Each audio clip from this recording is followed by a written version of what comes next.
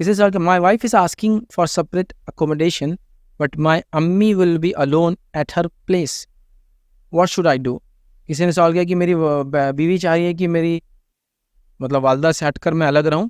اور میری والدہ پھر اکیلی ہو جائیں گی، گھر پر کوئی نہیں رہیں گا، تو میں کیا کروں؟ یاد رکھیں، تو اس معاملے میں یاد رکھیے اپنی بیوی کو آپ منائیں، اور کیا کر سکتے؟ کیا ریزنس ہے جس ریزنس کی وجہ سے وہ چھوڑنا چاہتی ہے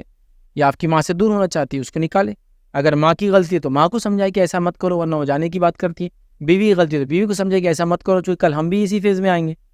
ہم بھی بوڑھے ہو جائیں گے۔ یہ تو اللہ کی نعمت ہے کہ اللہ نے ہم کو ان کے لیے زندہ رکھا، پتہ نہیں ہماری اولادیں ہمارے بوڑھے تک زندہ رہتی بھی یا نہیں رہتی، ہوتا ہے نا زندگی میں، دیکھیں نا آپ، میں نے خود زندگی میں ایسے کئی لوگوں کو دیکھا، اللہ رحم کرے، ان کے ساتھ آسانی کا معاملہ کرے، بوڑھے ہو کر اپنے پوری اولادوں کو اپنے سامنے مرتے ہوئے دیکھ، نہیں بچے بڑے ہوئے، ایسا کوئی ارلی ایجز میں نہیں مرے، ایسا والد کی عمر 80 سال، بڑا بیٹا 60 سال کا، اس کے بعد کا بیٹا جو ہے 56 سال کا، اس کے بعد کا 40 سال کا، پوتے بھی ہو کر پورے بچے مر گئے سامنے، لیکن اللہ نے زندگی دی اس والد کو،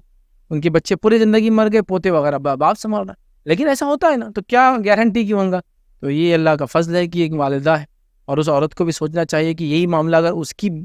بھاوج وہاں کرے گھر میں کہ اس کے بھائی کو کیا الگ ہو جبکہ اس کی ماں کے لیے، تو کیا بولیں گی یہ عورت؟ ایسا نہیں کرنا چاہیے میرے امی کے ساتھ، میں رہتی تو فلاں کرتی تھی، تو یہی ہے نا مسئلہ۔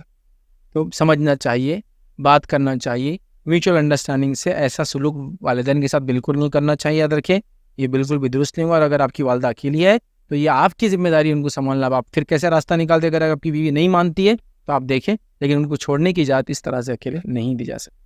اس نے